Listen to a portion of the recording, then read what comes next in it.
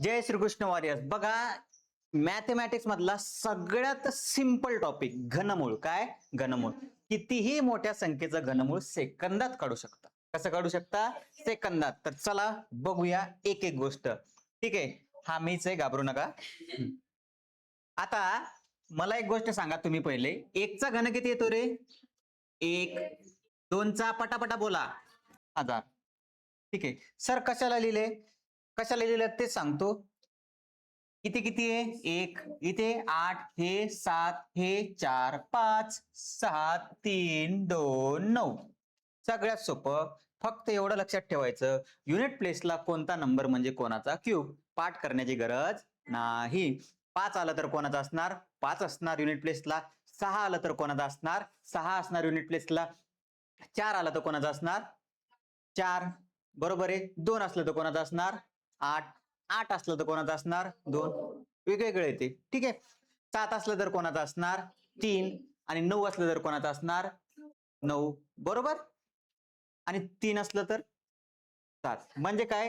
Unit प्लेसला 3 असेल तर तुमचं क्यूब रूट मध्ये नेहमी काय येईल? 7.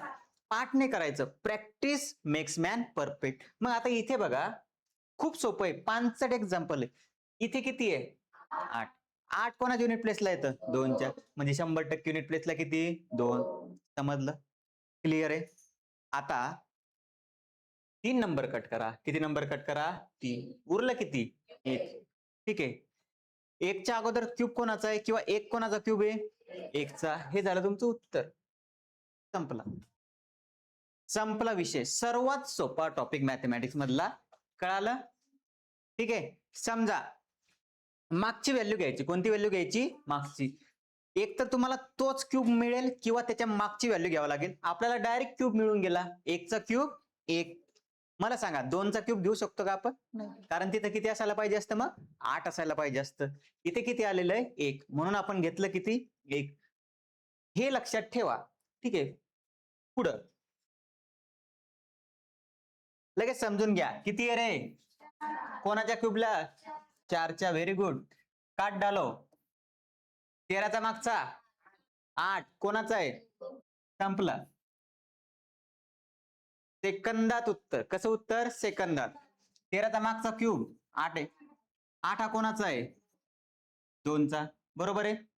म्हणून इथं किती घेतलं? 2 घेतलं. समजलं का? सिंपल. ठीक आहे. लॉक किया जाए. लॉक किया जाए. पॉइंट दिसतो का? नाही. युनिट प्लेसला किती आहे? 5. येणार किती? 5. तिघांना कापून टाका. उरलं किती? 3. 3च्या मागे क्यूब कोणाचा आहे? 1चा. आन्सर.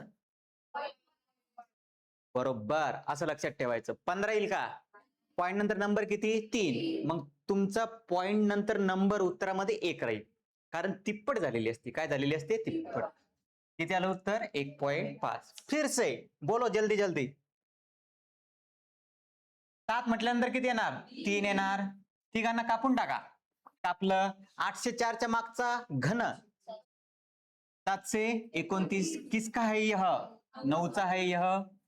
ठीक आहे. पॉइंट नंतर किती नंबर? तुम्ही देणार किती? Very good. झाले हुशार तुम्ही. नेक्स्ट बोलो. 2 कोणाच्या युनिट प्लेसला? 8च्या. Very good. किती कापणार?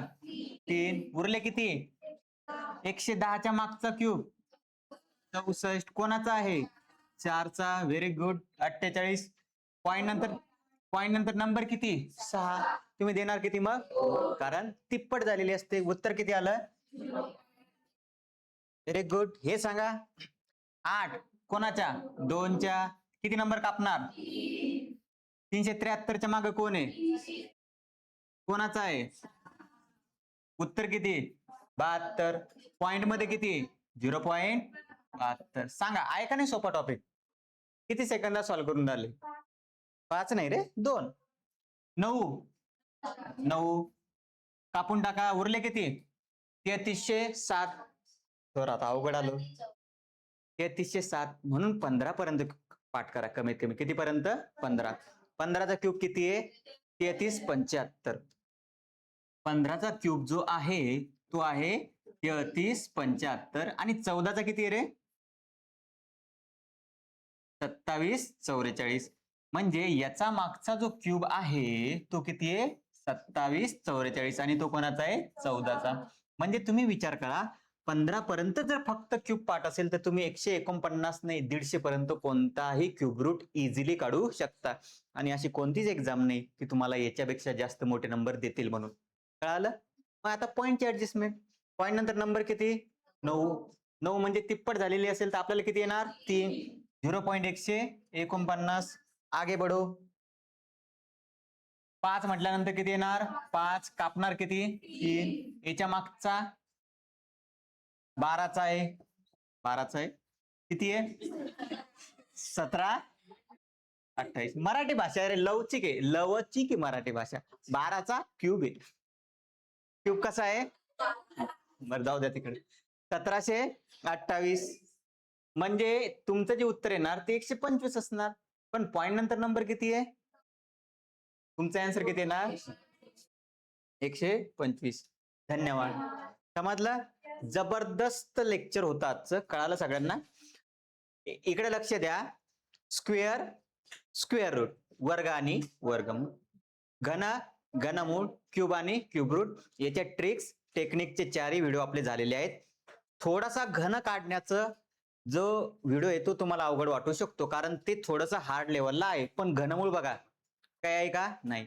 पण एक गोष्ट इथं सांगतो तुम्हाला जाता जाता बघा. एक गोष्ट ऍड करायची राहिली मित्रांनो ते सांगतो. इकडे बघा आता 1728 चा जे घनमूळ आहे ते किती येणार 12 येणार. पण हेच जर घनमूळ -1728 असलं तर उत्तर किती येणार -12. ठीक आहे कळालं ही गोष्ट. अजून एक गोष्ट सांगतो. -144 आहे आणि 144 आहे. आता तुम्ही सांगा याचं उत्तर किती येणार 12. याचं उत्तर काढू शकत नाही. याचं उत्तर जे ते 11वी सायन्स मध्ये एक टॉपिक आहे तुम्हाला 11वीच्या वर्गात कॉम्प्लेक्स नंबर त्याला आपण आय म्हणतो. काय म्हणतो आय.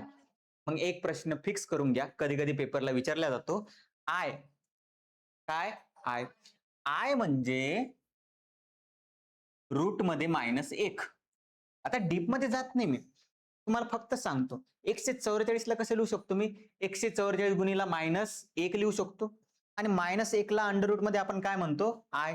म्हणून 144 चं वर्गमूळ किती आलं 12 आणि अंडर रूट -1 ला काय म्हणतो आपण आय.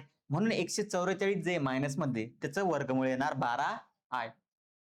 कधी कधी तुम्हाला असा प्रश्न विचारला जाईल आय स्क्वेअर. मग आय स्क्वेअरची व्हॅल्यू किती येईल -1. ठीक आहे हे बोनस आहे तुमच्या आजच्या लेक्चरसाठी. जर आलाच प्रश्न तर चुकू द्यायचा नाही. कधी कधी येतो व्हॅल्यू ऑफ आय तर अंडर रूट ऑफ -1 आणि व्हॅल्यू ऑफ आय स्क्वेअर तर -1. समजलं? म्हणजे याच्यावरून काय समजलं घनमूळ मायनसचं मायनस आणि घन मायनसचा मायनस. पण वर्गामध्ये तसं नाही. मायनसचा घनही काय येईल सॉरी मायनसचा वर्ग पण काय येईल प्लसच येईल. कसं -6चा वर्ग किती येणार 36च येणार आणि 6चा वर्ग पण किती येणार 36च येणार. म्हणजे वर्ग कधीच निगेटिव्ह राहणार नाही तुमच्यासारखा. ठीक आहे कळालं. म्हणजे तुम्हाला जर एखाद्या मायनस संख्येचा वर्ग ऑप्शन मध्ये विचारला असेल आणि ऑप्शन मध्ये 2 जर मायनस ऑप्शन असतील तर ते डायरेक्ट कटले. ठीक आहे राधे राधे.